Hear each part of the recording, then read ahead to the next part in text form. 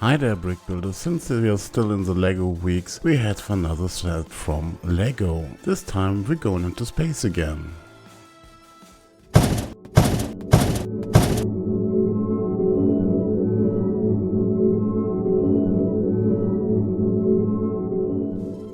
This time it's the Space Shuttle Discovery with the Space Telescope Hubble inside. This is correct with the regard that with flight STS-31, Discovery really launched Hubble into space. Yeah, I know, if you're talking about space telescopes, the current favorite of course is the James Webb Telescope, but it wasn't launched with a space shuttle and therefore LEGO decided to do it that way. Speaking about LEGO, we're talking about the LEGO 1028-3 for 18 plus people, also called adults, with 2,354 pieces inside and with no minifig.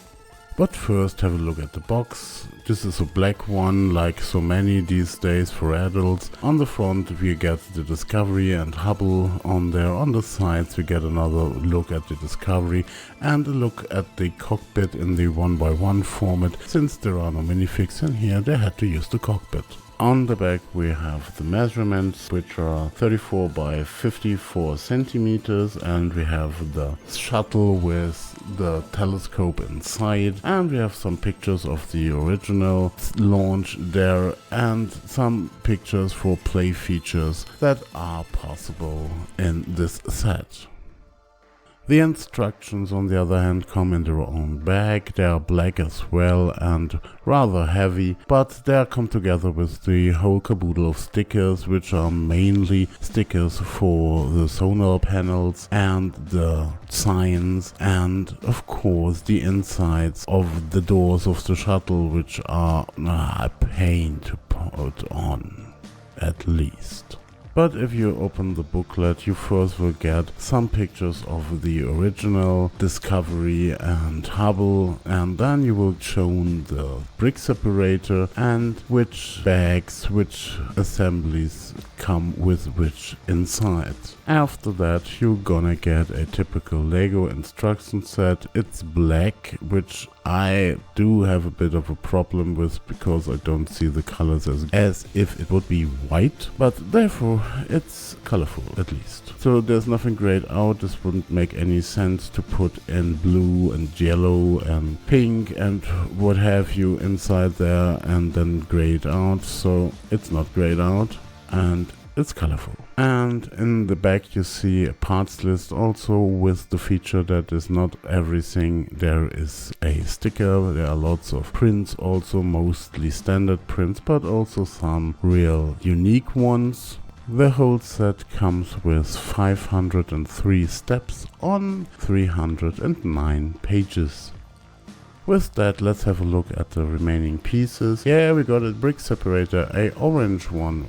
Great, but everything else is the typical 1x1 stuff that LEGO puts inside the bin there for almost everything. This time including printed tiles there.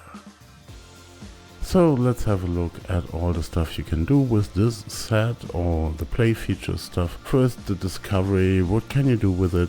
You can lift the cockpit in two phases. In the lower deck there is a seat for one person. In the upper deck there is a seat, or there are seats for the four others, which is quite correct since normally there were 5 people on a space shuttle mission. Here we'll also find the most of the prints, at least by number. I didn't know that there were so many calculators within the space shuttle, but for some reason they are here in the LEGO version. So put it back inside, fine. And then we drop Hubble. Okay.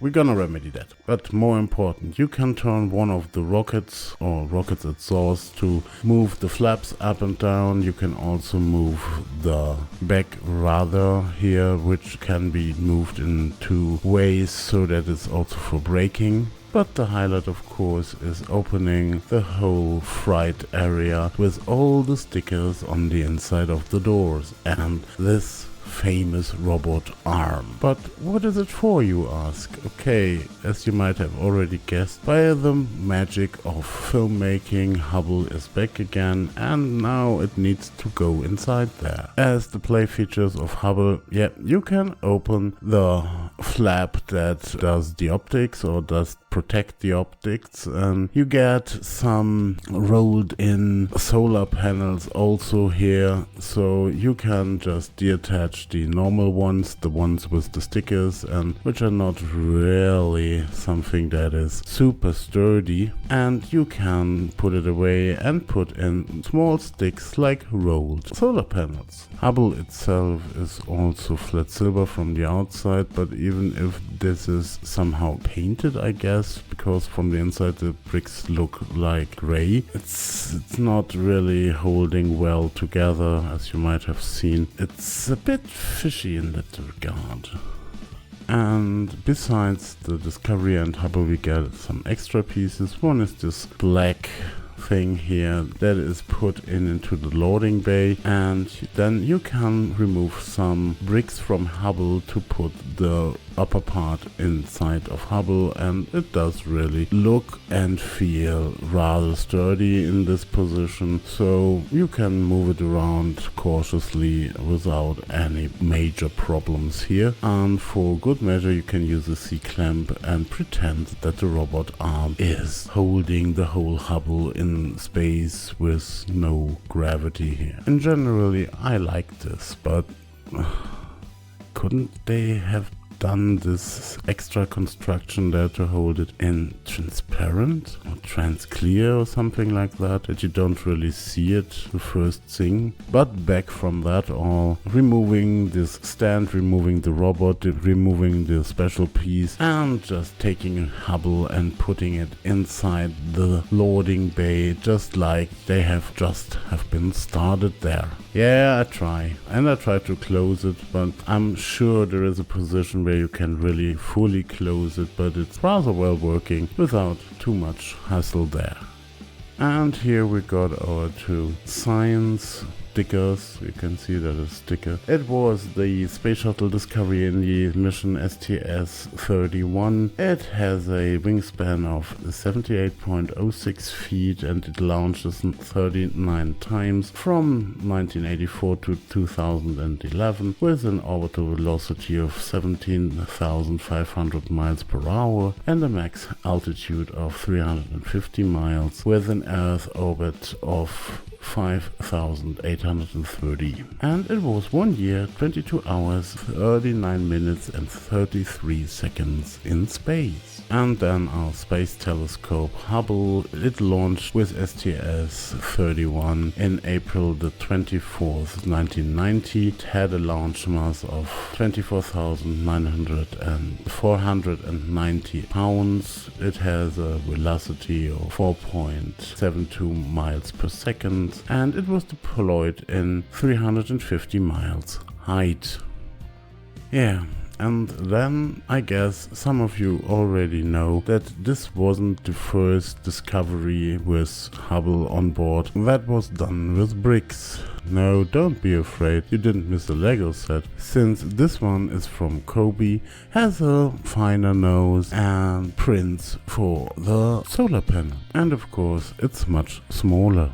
On the other hand, the Lego Hubble is mainly done in flat silver, and that's much better than the grey. And nope, Kobe didn't copy the idea from Lego, since they came out with it in their Smithsonian series 2 years prior, so there was no thinking at Lego for this set by this time. If it's been a bit of a copying act there, it's done by Lego, but it's no problem since it's a discovery, it's by NASA, it's official, so it's just like a building. You can't really blame someone that he does things like in reality where those things exist. But what the Kobe set has in advance, of course, are the two figs inside there. There is no scale for figs in neither of those sets, but they're nice, and in this space dudes you don't really see the funny faces of the Kobe figs. What do I think of that? In this case, I do think that LEGO did a good job here. There are some points to speak about. That's the nose. It could be smoother. Okay, if you do something like such an exclusive thing, you might already use special pieces or new pieces here. LEGO didn't, so it's a bit pointy, I would say. The second thing is, okay, there is a lot of colors inside the set. You can see them at angles, especially from the underside there, so that is not too brilliant. And there is a problem with the clutch power at least this flat silver pieces at places. It also could have done with some pieces more to more secure the more finer details here. And of course, what is with those stickers, especially for the signs? They don't make any sense, since you did these big tiles with the NASA Discovery and the United States, so you could have done those signs very well without any stickers, and these stickers on the doors are simply a pain. This being said, it is a melange of Technic and normal bricks, which I like. It has some of the play features here. You can arrange it in very different ways, which is also very fine. And it's easily recognizable at the first glance if you know what is shown here. So as a display set, it is fine. As an adult set, it is fine. I would like to have more like a white instruction set here, because I can easier read it, but maybe that's personal preference. As a playset, I wouldn't recommend it, since first it was launched in 1990 and modern kids don't tend to know even what they are seeing here. And of course it is rather sturdy for a LEGO set, but I don't think there's not much value in here to play with it. Yeah, it's a plane, it's some weird satellite thing, but either they love it or they hate it, so I would recommend it as a playset. And since LEGO puts the 18+ on it, they don't recommend it either. For parts, yeah, maybe you want all these slopes there, those printed slope, I guess. Maybe that is something for you, or the cockpit is something for you, which might as well be inside a Le Mans racer or something like that. But the inside is very, very, very colorful, so maybe not for pieces. All in all, if you see some fit, or if you want to have this one on your display or in your cupboard or something like that, go ahead, buy that one. It's a good set, it's holding together well, it doesn't pose too many riddles when building, and maybe it's for a newcomer also something that is really working. But that's it for this video. If you like what you have seen, please press the like button. If you didn't like what you have seen, please comment me that. And if you really want to be awesome, please subscribe. So have fun building, have fun watching, and see you.